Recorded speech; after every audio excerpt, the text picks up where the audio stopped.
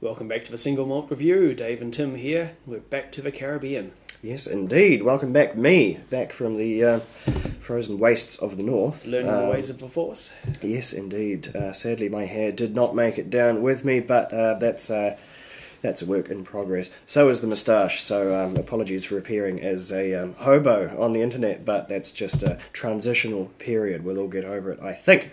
But it is very good to be back doing something worthwhile, like reviewing spirits, and we've got one for you today. Avid watchers might have, and if they have not, should check out the review of the excellent Appleton Estate 12 years old.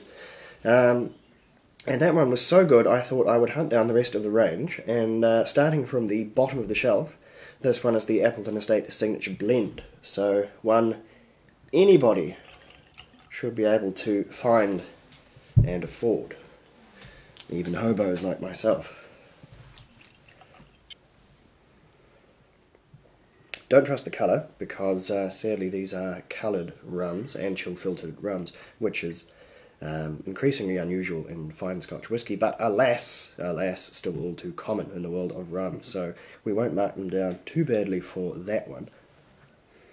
Nose has a fresh, spirituous quality to it, much like some of the younger white rums I've had before. Fresh is certainly the word. It's definitely a dark rum, but it's got overtones which really harken back to, say, Bacardi or Seven Tiki or some of the other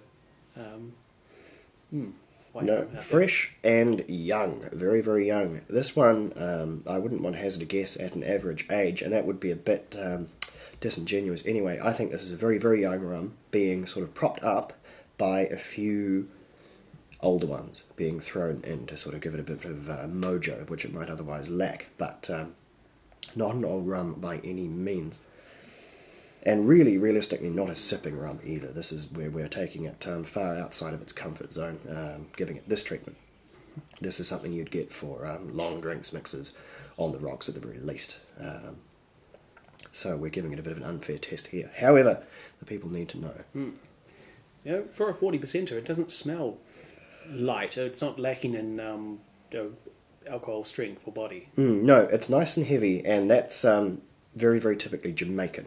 Jamaican rums they're always they don't have to be dark rums to be heavy rums. If you try a Ray and Nephew's completely unaged rum, completely clear, they still have this very, very weighty sugarcane sort of dark demerara quality to them, which is why they are my favourite sort of rums that the world produces. They have this very, very intense character. It's almost a bit like the difference between malt spirit and grain spirit. It just has this inbuilt sort of fortitude to it, which I think makes it a lot more interesting. But that is the Jamaican flavour of rum. That's where these sort of big hearty ones come from. So it carries itself well despite being what is now, by spirit standards, a comparatively low 40%. Used to be the norm. Nowadays it's hinging toward the weak. What's not weak is that flavour.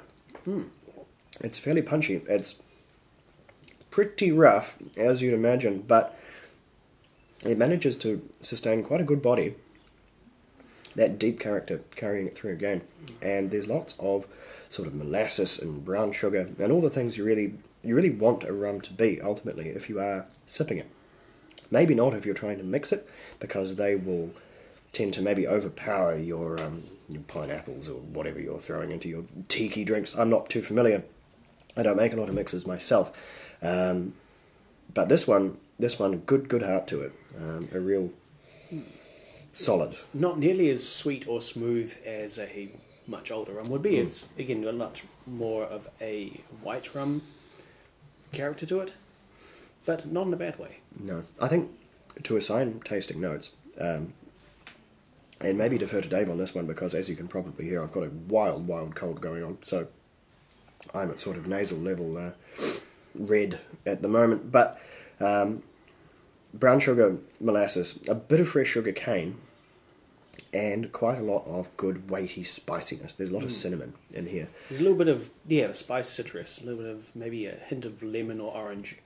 The any wood character is fairly generic at this stage. It just simply has not been in there long enough for any of that to really take hold. So there's a little bit of vanilla from the predominantly American oak that this will have been aged in. There's a tiny bit of coconut, which rums can produce on their own, even if they're not aged. So that could be coming from anywhere, really. But that's really about it from the barrel character. Really, what this brings is largely primary flavours. It will taste very similar to, straight from the still. It's just had a few years and a bit of blending to settle it down and take the edges off. Which for a rum like this, given how cheap it is and given how available it is, that's sort of what you're after. Really, it's versatile. And on reflection, I don't think I'd have a lot of trouble drinking that with an ice cube or two. It's getting a little hard work drinking it straight like that, but yeah, put a wee bit of ice in and I think you'd be away there. Shall we see how it responds to water, I suppose? Just give it the benefit of the doubt. Absolutely not designed for it, but we'll see what goes on. You never know.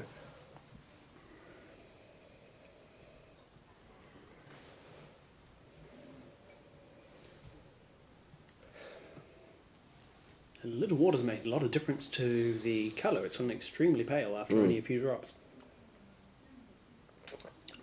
I don't think that's really benefited. It's made it waterier, brought out some lemon rind flavours. It's a little tangier than it started. It's a lot rougher with the alcohol. That's really sort of kicked to the nest there with that young spirit in there. No, bad idea, I think. But never mind. Oh dear, there's the cold again. Apologies. Oh, good grief, we might have to cut that bit, never mind. I'd say recommended if you want a sort of a rum that comes in a litre bottle, good for parties, good for mixing, good for cooking if you like that sort of thing. If you're into your Jamaican rum cakes and whatnot. A good solid example there, and one with a lot of good body and character. There's some of these light rums you get which you can almost mistake for something else. They don't really have a flavour. They're near on heading towards vodka territory, and I think that's very sad when that happens. So certainly recommended, but really not for this, not for sipping. But that's okay. That's not really built for it.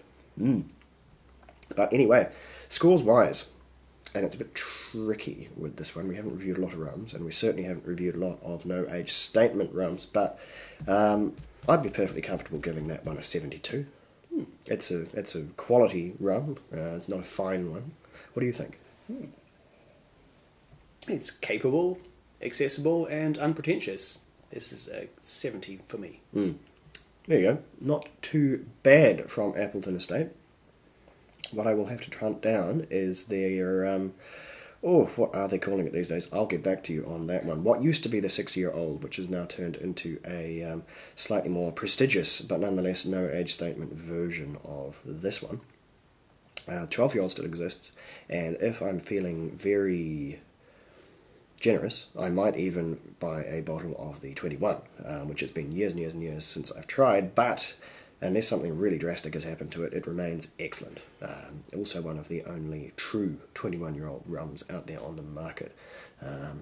Truly 21-year-old and not out of a Solera system. So that one may be on the cards. We'll just have to see what I can find to get a good price on it. But in the meantime, this has been the Single Malt Review with another rum, funnily enough. We will get back on the malt circuit shortly, I'm sure. But in the meantime, keep safe and slanja.